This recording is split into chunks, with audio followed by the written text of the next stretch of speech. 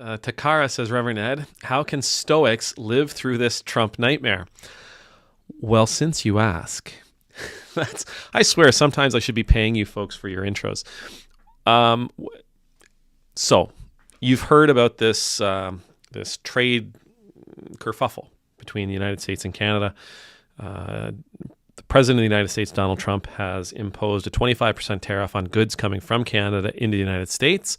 With the exception of gas and oil, which he put a 10% tariff on. Now, this is a huge problem, right? So Canada, and obviously Canada retaliated. We put tariffs on stuff that comes in from the U.S. and we made some other we did some other trade stuff, and there's talk of all kinds of other trade. If this persists, then we might do this, and if it persists, then we might do that. And of course, there's if they retaliate, I'll hit them. I'll double down. Okay. Now, I'm not going to get into how tariffs work. We all know how they work. Okay. Bottom line is the consumer pays. That's the end of the day. It is a tax on the consumer. Corporations are not going to swallow this tax. They're going to pass it on. As a matter of fact, they're going to pass it on, and they're going to add a little bit for themselves. And those companies that are those local companies, American companies in your case, or Canadian companies in mine, as they see their competitors who are importing goods from the tariff nation, you're also going to see them raise their price, because you're just not going to leave money on the table. And if we're going to add 25% to the cost of my competitor, I might as well take a little bit extra for myself right at the same time. So prices go up. The consumer pays. It's going to be real tough. And it is. It's going to be tough. All of us are going to experience it. How do we live through this? How the Stoics are famous for being able to see the silver lining, and not that they would use that term, but they're famous for being able to reframe a moment and find some reason, some purpose in it, some benefit in it. There is a quote from Marcus Aurelius where he says, the impediment to action advances action. What stands in the way becomes the way. Now remember, Marcus Aurelius, he's writing a journal. He's not writing down these pithy things so that others can read them and go, oh my gosh, what a genius. He's writing this down so that he can come back later and read it. And I kind of wonder, when he wrote this down, or when he went back and read this for the first time, did he think, what was I thinking? The impediment to action advances action. What stands in the way becomes the way. I think it's Ryan Holiday who took this and reframed it and said, the obstacle is the way. Well, what does this kind of thing say to us today? Well, the first thing we have to ask ourselves is, when it says way, what does that mean? Well, I would say that when he says way, it's the way we're going, the way we're living, the expectations we have, right? The path we think we're going to be walking, the things that we think we will need to do in order to achieve our goals. That's the way, right? Some of us are able to just look at a situation and go, I'm going to go that way. Some of us, more like me, I have to write everything down. I need to task it all out and, bullet point the whole thing in order to figure out, oh, this is what I need to do in order to get there. Otherwise, I end up getting lost. But for Marcus Aurelius, he's saying, this is the way. Where do I want to go? How am I going to get there? That's the way. But when we start the journey, whether it's at the beginning or in the middle, whenever we're walking that journey, whenever we're traveling the way, we're going to bump into things. We're going to bump into obstacles. I'm thinking about hiking. So if I'm trying to hike around Fox Lake, then, there are obstacles. If I take the trail that everybody knows, well, I'm going to bump into a whole lot of people, and I'm really out there for my own solitude. So I don't want to bump into people. So I'm going to take the path not chosen. And there's going to be trees fallen over the trail. There's going to be places where there's boulders. There's going to be places that maybe the trail's been washed out by spring thaw. There's going to be places where maybe it's just too slick, it's too icy, whatever the case might be, these are all barriers to the way that I am moving forward. The barrier becomes the thing that informs my new way. I can't go through it. There's a barrier, and it's stopping me. It's called a barrier for a reason. I can't remove it. It's a barrier. It is permanent.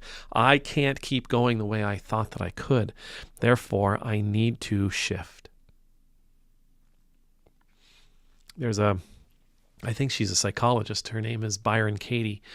And I remember one of her books that I read. I can't quote it to you. It's just coming now. But one of the lines she has is, "Why are you fighting your reality?" That's one of her premises is, this is your reality. Why are you fighting it?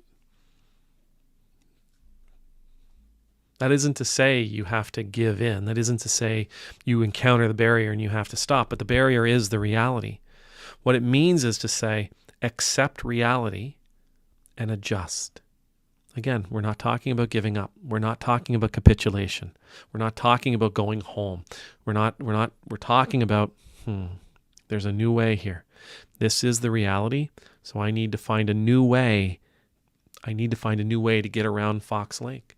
I need to find a new way of living in this world. I need to find a new way of paying for the things that I need to pay for. The reality is there are tariffs on American goods here in Canada. The reality is there are tariffs on Mexican and Canadian and Chinese goods in the United States. That's the obstacle. But it doesn't mean you crawl into a ball and die. It means you accept the reality. You see the barrier. You understand that this barrier is forcing you to move in a different direction. What if that direction is to say, what if that direction is that we change our habits? What if the barrier of these tariffs, we can see it as we can reframe them and say, you know what? I need to change my purchasing habits. I need to change the things that I'm spending my money on. I need to change how it is I'm entertaining myself. So from a Canadian perspective, I'm going to watch more CBC and I'm going to watch less CBS. I'm going to, instead of going and seeing the great American band who's coming to Halifax, and there is a great American singer coming to Halifax, I'm going to say, instead I'm going to go down to the local pub and I'm going to support a local musician. Instead of spending money on things that maybe I would have spent money on before, but because so many prices have gone up, because the dollar's just not going as far as it was, instead of buying it new, I'm going to buy it used. Instead of buying it at all, I'm going to go without. Instead of whatever, I'm going to make changes to the way I live. And I'm going to make these changes that hopefully, even when the tariffs are lifted, and someday they will be lifted, again, it might be this afternoon as I'm talking to you, you know what? I've decided I'm getting rid of the tariffs on Canada and Mexico. Maybe that's happening right now as I'm saying these words to you. But maybe not. But what I'm getting at, though, is this. Perhaps these tariffs coming into play and the nightmare conditions that they could cause us, maybe we can reframe and say, I'm going to allow this to be a moment where I choose to change my habits, choose to change the way I live so that with or without tariffs, I never have to experience this pain again. I never have to experience this anxiety again. Maybe it's a matter that I just wholesale reject the consumeristic, capitalistic way that we have been living. Maybe I just decide to completely reject. I'm done with commercials. I am done with how I am being instructed on how I should purchase, on what I need to purchase. I'm done being told what my wants are. And I'm going to realign my wants with my needs. Because I'm tired. I'm tired of rich men north of Richmond choosing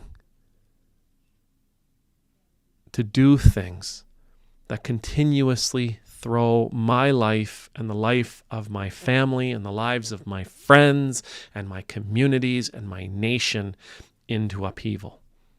So I'm going to structure my life in such a way that they have the least possible impact on me. How can a Stoic live through this Trump nightmare? By choosing to how